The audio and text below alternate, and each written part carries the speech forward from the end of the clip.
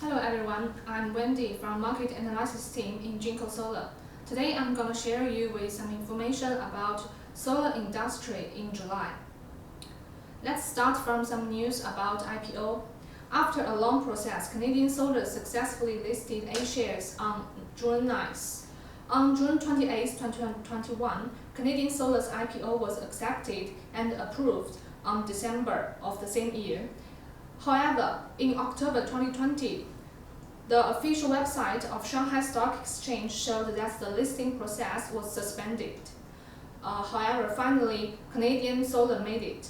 Not only famous as a PV module manufacturer, Canadian Solar is also a large-scale energy storage system manufacturer.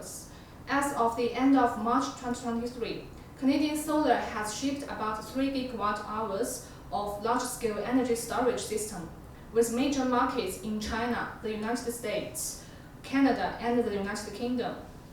At the end of March 2023, the company's energy storage technology energy storage system integration business has about 23 GWh energy storage system order reserve. Considering the release pace of orders in hand, it is expected that a large number of orders signed by the company in the second half of 2022 and the first quarter in 2023 will be accelerated from 2024. Provide incremental performance for the company. With the price reduction of lithium carbonate and the accelerated release of Canadian Solar orders, it is expected that the large storage is expected to achieve 3 to 4 times growth in 2024. On June 1st, Gawking Solar disclosed its prospectus stating that Gawking Solar plans to issue no more than 125 million shares to the public on the Shenzhen Stock Exchange. Part of the raised funds will be used for the construction of 25 GW solar rods and 5 GW wafer projects. Gawking Solar is a specialized PV wafer enterprise, mainly engaged in the research and development, production, and the sales of wafer. In 2022, the revenue was about 18 billion yuan, with a year-on-year increase more than 600%. Among them, the revenue of silicon wafer was about 15 million yuan, accounting for 87%. Tongwei is the largest customer in 2022, with sales accounting for about 23% of revenue. Besides solar companies, energy storage companies also made some movement. Beijing Hyperstrong, which ranked first in domestic energy storage system integration for 3 consecutive years, officially submitted its IPO of shares and the listing prospectus to the Shanghai Stock Exchange Science and Technology Board. According to the prospectus, the unit price of the energy storage system of Hyperstrong in 2022 is 1.16 yuan per unit, and the gross profit margin of the energy storage system is about 23%. Under the argument of increasing income without increasing profit, widely circulated in the market, it is obvious that the Hyperstrong energy storage system has achieved a good level of profitability. During the reporting period, the sales revenue of Hyperstrong top 5 customer was 90 million yuan, 65 million yuan, and 220 million yuan, accounting for 51%, 78%, and 84% of the operating income the issuer in the current period, and the customer concentration was relatively high.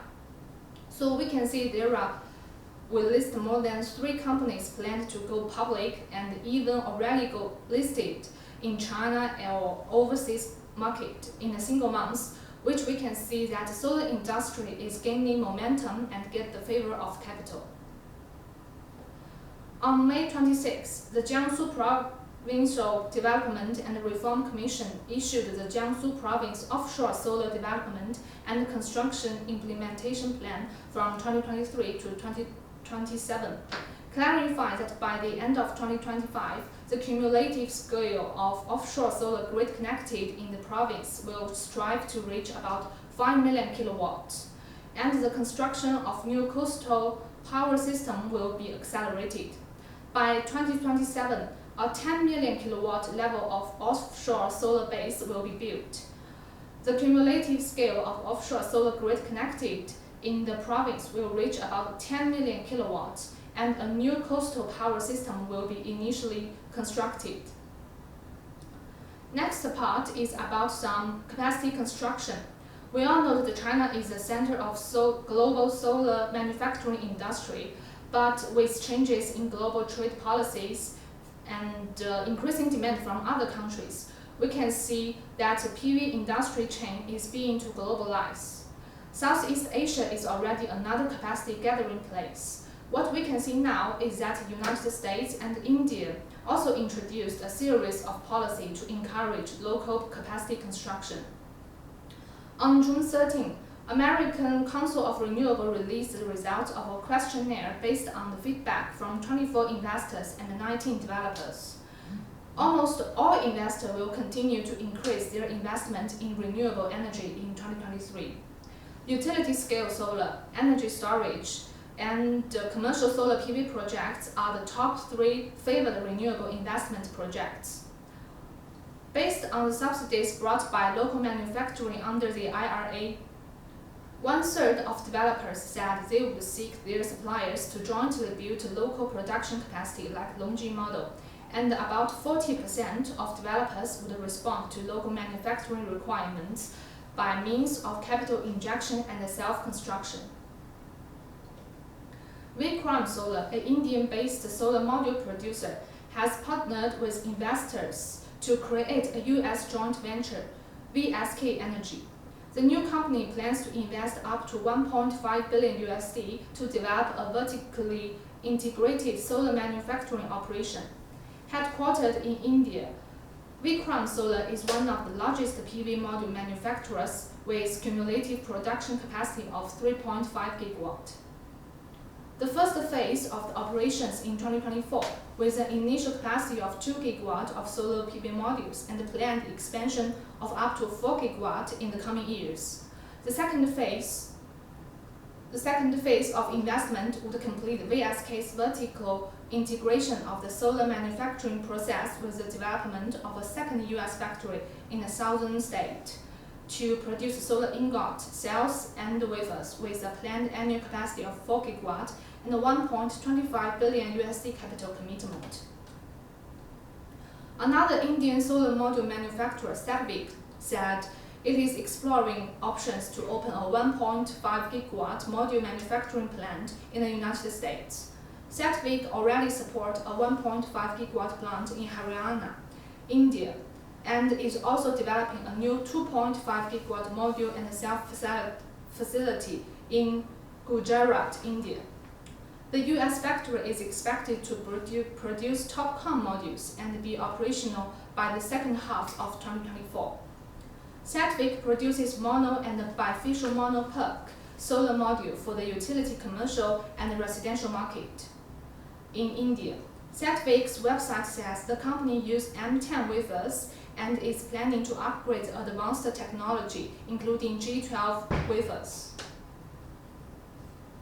Cubic PV says it plans to establish 10 GW of conventional mono wafer manufacturing capacity in the United States, which has secured new firm equity commitments in excess of $100 million to support its U.S. factory plans and a tandem solar product roadmap. This project is scheduled for completion in 2024.